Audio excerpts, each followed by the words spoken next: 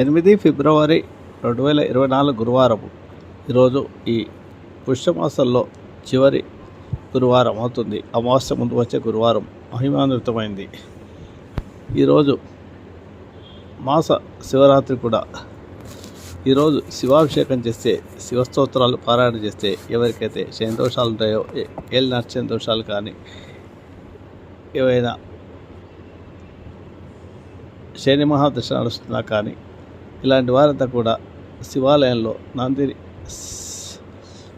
శివుని ఎదురుగా నందిని ఉంచి అభిషేకం చేయించుకుంటే ఈ శని గ్రహ దోషాలు తొలుగుతాయి. అలాగే